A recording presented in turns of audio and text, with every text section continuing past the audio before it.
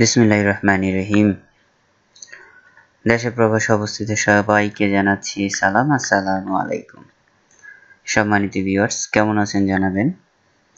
আর আজকে আবার হাজির হলাম আপনাদের সামনে ইংরেজি ভাষা পর্ব নিয়ে। আজকে পর্বে আমরা ব্যথা সম্পর্কে অনেকগুলো বাক্য শিখব, অর্থাৎ মানুষের শরীরে যত অঙ্গ প্রত্যঙ্গ আছে সবগুলো ব্যথা আমরা কিভাবে ইংলিশে বলবো তা জেনে নেব ইনশাআল্লাহ। সম্পূর্ণ পর্বটি শুরু থেকে শেষ পর্যন্ত না টেনে দেখবেন। আরেকটি কথা, যারা চ্যানেলটি এখনো সাবস্ক্রাইব করেননি তারা চ্যানেলটি দ্রুত সাবস্ক্রাইব করে নেবেন। আসুন আমরা শুরু করি। প্রথমত লেখা আছে আমার ডাক্তার দেখানো দরকার। তো ইংলিশে বলবেন I need to see a doctor. I need to see a doctor মানে আমার ডাক্তার দেখানো দরকার। এই একটি বাক্যকে আপনি অ্যাডভান্স লেভেলে যদি বলতে চান আপনাকে বলতে হবে I need to visit a doctor. I need to visit a doctor. এভাবে বলতে পারেন। নেক্সট, আমার সারা শরীর ব্যথা করছে। বাক্যটিকে আপনি ইংলিশে বলবেন My body aches all over. My body aches all over মানে আমার সারা শরীর ব্যথা করছে। এখানে aches শব্দের অর্থ ব্যথা করা, আর all over মানে সারা শরীর। তারপর আমার মাথা ব্যথা করছে, ইংলিশে বলবেন I have a headache. I have a headache আমার মাথা ব্যথা করছে।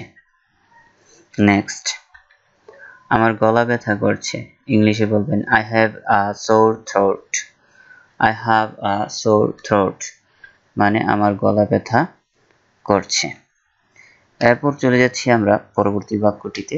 পরবর্তী বাক্যটি হলো আমার পেট ব্যথা করছে, ইংলিশে বলবেন I have a stomach ache. I have a stomach ache. Stomach ache মানে হলো পেট ব্যথা করা। একটু ভেঙে দেই, শুধু স্টোমাক অর্থ পেট, আর এক শব্দের অর্থ আমরা শুরুতেই জেনেছি ব্যথা। তো I have a stomach ache মানে আমার পেট ব্যথা করছে। নেক্সট, আমার ডায়রিয়া হয়েছে। বাক্যটিকে ইংলিশে বলবেন I have diarrhea. I have diarrhea মানে আমার ডায়রিয়া হয়েছে। নেক্সট, আমার বদ হজম হয়েছে, I have indigestion. I have indigestion মানে আমার বদ হজম হয়েছে। এবার লেখা আছে আমার সর্দি হয়েছে। বাক্যটিকে ইংলিশে বলবেন My nose is runny. My nose is runny অর্থ আমার সর্দি হয়েছে। এবার লেখা আছে আমার নাক বন্ধ হয়ে গেছে, ইংলিশে বলবেন My nose is stuffy. My nose is stuffy মানে আমার নাক বন্ধ হয়ে গেছে। নেক্সট বাক্যটি হলো আমার ঠান্ডা লেগেছে। আমরা কিন্তু বলি যে আমার ঠান্ডা লেগেছে, ইংলিশে কিভাবে বলবেন? ইংলিশে বলবেন I have a cold. I have a cold. I have a cold মানে আমার ঠান্ডা লেগেছে। নেক্সট, আমার জ্বর হয়েছে, I have a fever. I have a fever মানে আমার জ্বর হয়েছে। I have fever শুধু fever, I have fever বললেই হয়, এ দিলে দিবেন না দিলে নেই, কোনো সমস্যা নেই। I have fever মানে আমার জ্বর হয়েছে। নেক্সট, আমার উপরের দাঁত ব্যথা করছে। উপরের দাঁত তো কিভাবে বলবেন? বলবেন My upper tooth hurts. My upper tooth hurts এখানে আপার মানে হলো উপরের, আর টুথ মানে দাঁত।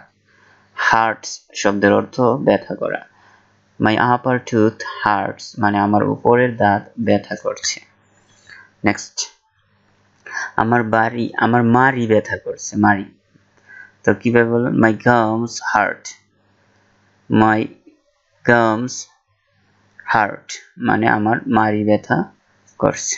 তারপর আমার নিচের দাঁত শিরশির করছে। দাঁত অনেক সময় কিন্তু শিরশির করে, দুই দাঁত একসাথে লাগালে কেমন যেন লাগে, অস্বস্তি, সেটাই শিরশির করা। আমার নিচের দাঁত শিরশির করছে, ইংলিশে বলবেন My lower tooth is sensitive. My lower tooth is sensitive. তারপর আমার মনে হচ্ছে আমার দাঁতে গর্ত হয়েছে। ইংলিশে বলবেন I think I have a cavity. I think I have a cavity. I think I have a cavity. আমার মনে হচ্ছে আমার দাঁতে গর্ত হয়েছে। পরবর্তী বাক্যটি হলো কখন আমার জামাগুলো নিতে পারবো। আপনি লন্ড্রির মধ্যে জামাগুলো ইস্ত্রি করার জন্য বা ওয়াশ করার জন্য দিবেন। তো এখন বলতেছেন যে কখন আমার জামাগুলো নিতে পারবো। ইংলিশে বলবেন when can I pick up my clothes. When can I pick up my clothes. মানে কখন আমি আমার জামাগুলো নিতে পারবো। নেক্সট, আমার জামাগুলো নিতে আসছি। I'm here to pick up my clothes. I'm here to pick up my clothes. আমি আমার জামাগুলো নিতে আসছি। নেক্সট, এগুলো সবগুলোর দাম কত? How much is the total. How much is the total. মানে এগুলো সবগুলোর দাম কত।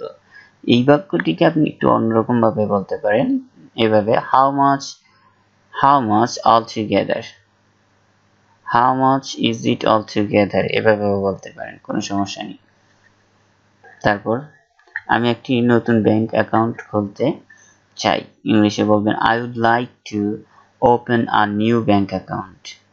I would like to open a new bank account. মানে আমি একটি নতুন ব্যাংক অ্যাকাউন্ট খুলতে চাই।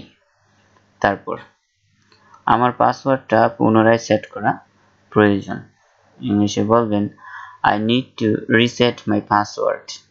I need to reset my password. মানে আমার পাসওয়ার্ডটা পুনরায় সেট করা প্রয়োজন। এবার লেখা আছে তুমি কোথায় থাকো। ইংলিশে বলবেন where do you live.